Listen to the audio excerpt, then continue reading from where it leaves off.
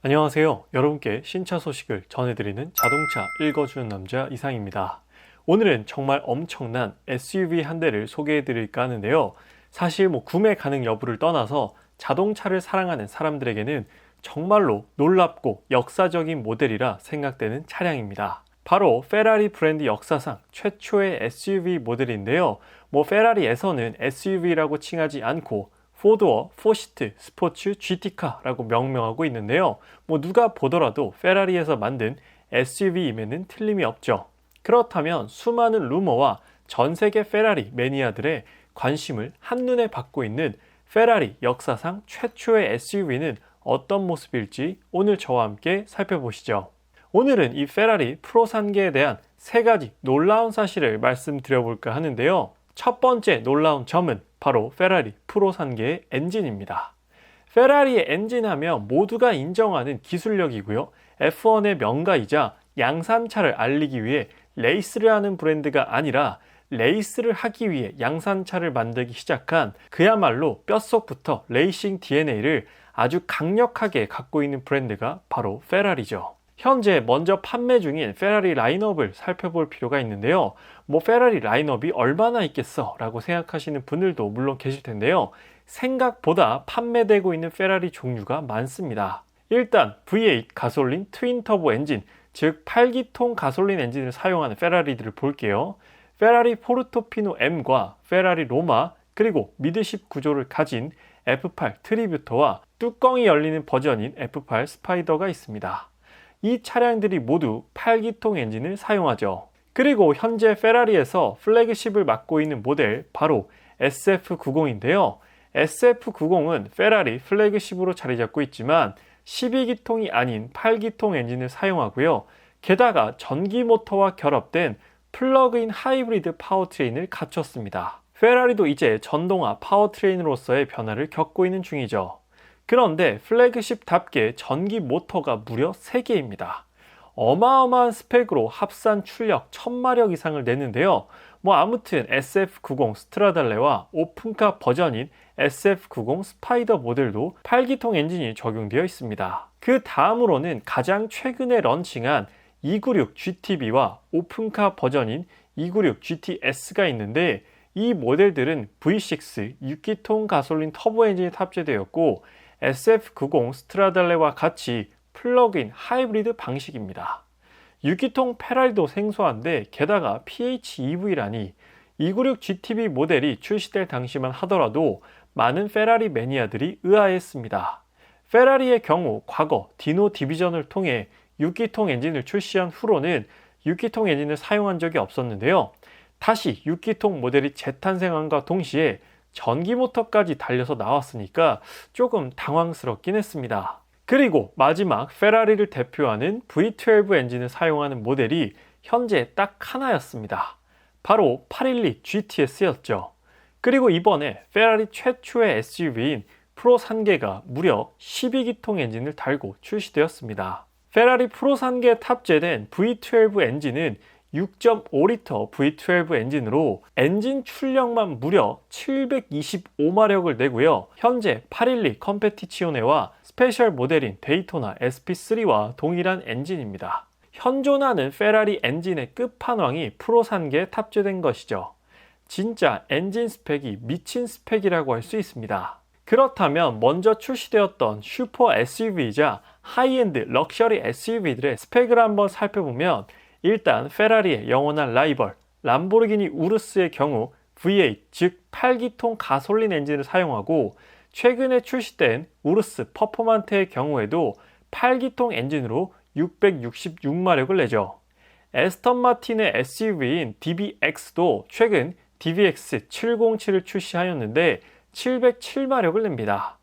벤틀리 벤테이가 역시 V8 엔진을 사용하고 해외에서는 W12 엔진에 벤테이가 스피드가 존재하며 롤스로이스 컬리넌의 경우 12기통을 기본으로 탑재하고 있습니다. 그래서 현재 국내 판매 기준으로 보면 롤스로이스 컬리넌 외에는 SUV에 12기통 엔진을 사용하는 모델은 없었습니다. 페라리 최초의 SUV인 프로3계가 경쟁 모델을 뛰어넘는 압도적인 12기통 엔진의 스펙으로 출시된 것이 정말로 놀라운 부분이죠. 두 번째 프로 3계의 놀라운 부분은 바로 무게 배분, 즉 차량의 밸런스입니다.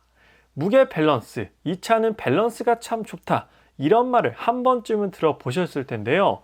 주행 성능에 있어 경량화만큼 중요한 것이 바로 전후 무게 배분입니다. 사실 퓨어 스포츠가 아닌 SUV 장르에서 이상적인 무게 밸런스를 만들어내긴 쉽지 않습니다. SUV는 운동 성능에만 집중해서 만들기에는 공간 효율성도 생각해야 되고요. 그와 더불어 고려해야 되는 사항들이 많기 때문입니다. 그런데 프로 3계의 경우 V12 엔진을 앞쪽에 배치하고 8단 듀얼 클러치 기어박스를 뒤에 배치하여 앞뒤 무게 배분을 어느 정도 적절하게 구현을 했고요. 여기에 프론트 엔진의 경우 최대한 캐빈룸에 가깝게 배치하는 프론트 미드십 구조의 배치를 통해 무게중심을 최대한 안쪽으로 만들었는데, 이러한 구조는 엔진이 앞쪽에 있는 퓨어 스포츠카들에서 자주 접할 수 있는 엔진 방식입니다. 대표적으로 메르세데스 AMG GT와 BMW M8 등이 이러한 구조를 가지고 있죠. 그 결과 전륜 49, 후륜 51이라는 49대 51의 이상적인 무게 밸런스를 SUV임에도 만들어내었습니다. 미드십 엔진 구조였다면 조금 더 수월했겠지만 공간 효율을 위해 프론트 엔진 방식을 사용했기 때문에 프론트 엔진 구조를 가진 SUV 중에서 49대 51의 무게 밸런스가 나왔다는 사실은 정말 놀라지 않을 수 없는 부분입니다. 참고로 페라리 프로 3계의 본넷은 일반적인 차량들과 달리 반대 방향으로 열립니다. 훨씬 멋지긴 한데 정비하기에는 조금 불편함이 따르지 않을까 싶기도 하네요. 정비의 용이성보다는 미적인 부분을 훨씬 더 중요하게 생각하는 페라리이다 보니까 프로 3계에서도 이러한 멋진 본넷 오픈 방식을 만나볼 수 있습니다. 마지막 세 번째 놀라운 부분은 바로 프로 3계의 디자인입니다. 사실 페라리의 SUV가 나온다는 소문이 돌 때부터 도대체 페라리는 어떻게 SUV를 디자인할 것인지, 과연 그 SUV는 페라리다울 것인지에 대해서 전 세계 페라리 매니아들이 기대와 걱정을 했던 부분이 아닐까 싶은데요. 일단 V12 12기통 엔진을 탑재한 프로 3계답게 보닛이 상당히 긴 비율을 가졌습니다. 전형적인 롱로즈 쇼테일 디자인을 SUV에 적용한 것인데, 이렇게 멀리서 보면 확실히 SUV의 느낌보다는 투도어 GT 스포츠카 느낌이 많이 납니다. SUV임에도 전고가 그렇게 높지 않고요. 4도어이지만 투도어 느낌이 나게 디자인되었는데, 페라리에도 기존에 4명이 앉을 수 있는 모델이 있었습니다. 바로 페라리 GT4 루소인데요. 투도어 스포츠 외건이자 GT 성향을 가진 모델이었죠. 제 개인적인 생각으로 페라리에서 정말 못생긴 모델이 이 차가 아닐까 싶은데, 페라리의 4명이 한 번에 타기 위해서는 어쩔 수 없이 못생김을 감수해야 하는구나, 페라리도 어쩔 수 없구나 라는 생각이 들게 만들었던 차량이 바로 GT4 루소였는데, 측면 실루엣을 보면 GT4 루소와 프로 3계가 상당히 흡사합니다. GT4 루소를 좀 더 높이고 뒤로 늘린 느낌이랄까요? 일단 GT4 루소보다 예쁜 건 확실해 보입니다. 그런데 분명 4도어라고 했는데 도어 손잡이 부분은 앞쪽에 밖에 없는 걸로 보이는데요. 그건 옆에서 봐도 그렇습니다. 도어 손잡이가 페라리 로마처럼 눌러서 여는 방식으로 보이는데 손잡이가 운전석 쪽밖에 없고요. 뒷좌석에는 아예 손잡이가 보이지 않습니다. 그래서 그런지 4도어이지만 2도어 느낌이 좀 나는 것 같은데, 2열을 여는 손잡이는 바로 저 부분 B필러 하단부에 위치하고 있습니다. 정말 특이한 부분인데요. 닫을 때는 B필러 안쪽 기둥 부분에 자동으로 닫히는 버튼까지 마련되어 있습니다. 2열의 문을 열고 닫는 순간까지도 일반적이지 않은 페라리 프로 3계의 모습인데요. 문을 다 열었을 때의 실루엣도 상당히 인상적입니다. 코치 도어, 수어사이드 도어라고도 불리는 방식인데 롤스로이스로 대표되는 도어 오픈 방식이죠. 일반적이지 않아서 시선을 확 잡아 끌 뿐더러 사실 타고 내리기도 이 방식이 훨씬 편합니다. 프로 3계 2열 입구가 그렇게 넓지 않기 때문에 일반적인 방식으로 도어가 열렸다면 타고 내리기가 조금 불편했을 텐데요. 양쪽으로 이렇게 열리는 방식을 택하면서 실용성과 신미성 모두를 만족시킨 것 같습니다. 어느 것 하나 일반적인 부분이 없네요. 그리고 페라리 프로 3계 전면부 디자인은 현재 페라리의 플래그십을 담당하고 있는 SF90 스트라달레와 상당 부분 유사한 느낌을 가졌는데 헤드라이트의 쉐입이 최신 페라리 트렌드를 갖췄고요. 아래로 갈수록 더욱더 와이드해지는 범퍼 디자인도 SF90 스트라달레와 닮아 있죠. 그리고 페라리 디자인의 정수라고 생각되는 로마와도 프론트 뷰가 많이 닮았는데요. 헤드라이트를 따라 올라가는 엄청난 볼륨감과 더불어 한 줄로 쭉 그어진 주간 전조등도 통일성을 갖추고 있는 모습입니다. 전체적으로 최근에 출시된 페라리 모델들의 느낌이 확 납니다. 그리고 후면부의 경우는 페라리 로마와 닮았는데 각진 두 개의 테일램프의 형상도 그렇고요. 디퓨저의 라인이라든지 머플러의 위치와 디자인까지도 상당히 흡사하게 느껴집니다. 로마의 후면부와 더불어 가장 최근에 출시된 페라리 296 GTB, 296 GTS와도 상당히 흡사한 리어뷰를 가졌습니다.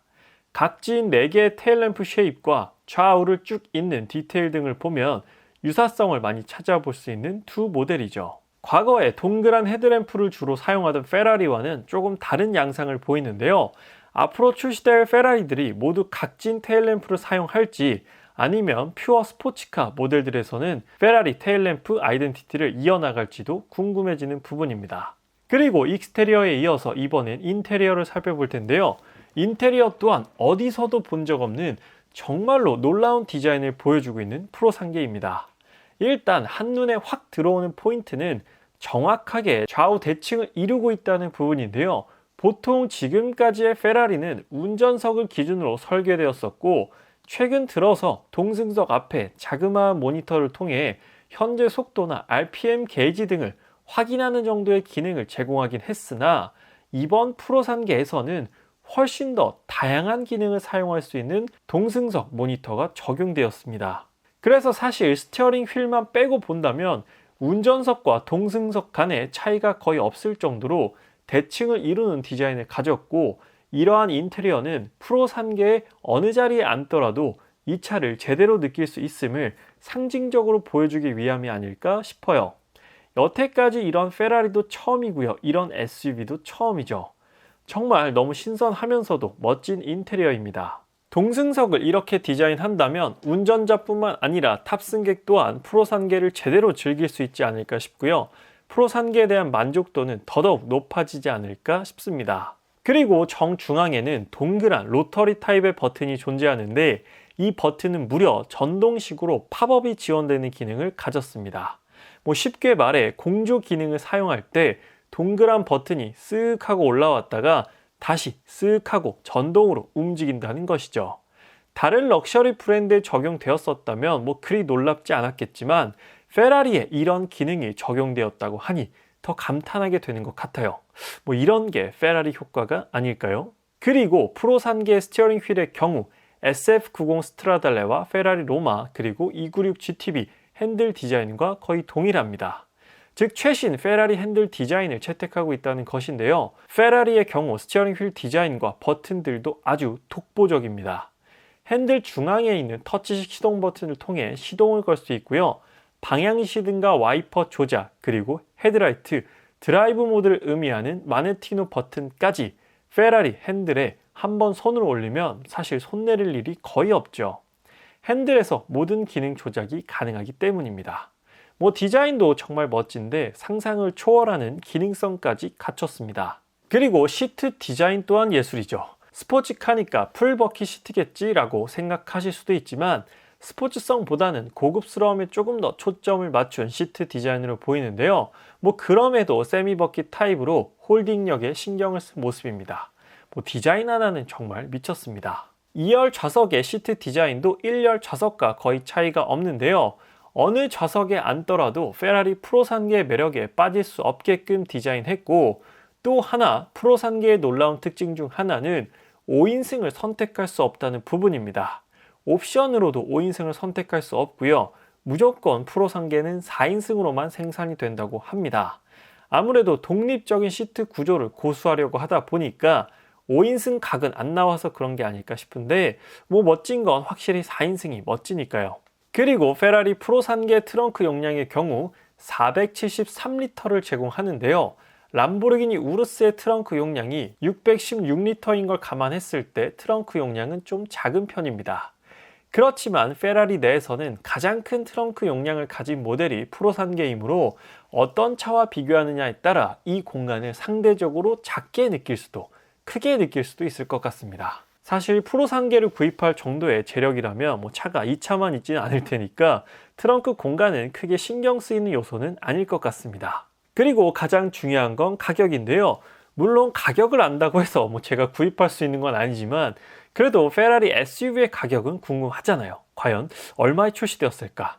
아직 공식적인 가격은 공개되지 않았습니다. 하지만 V8 8기통 엔진의 우루스 퍼포만테가 3억 중반부터 시작을 하니까 V12 12기통 엔진의 프로산계는 3억 후반 혹은 4억 초반부터 시작하지 않을까 생각되고요. 옵션 적용에 따라서 가격은 쭉쭉쭉 올라갈 수 있겠죠. 대략 4억 정도 시작 가격이라고 생각하면 될 것 같아요. 받아보실 수 있습니다. 구독 한 번만 부탁드리도록 하고요. 오늘 페라리 프로산계에 대한 리뷰는 여기서 마치도록 할게요. 지금까지 자동차 읽어주는 남자 이상이었습니다.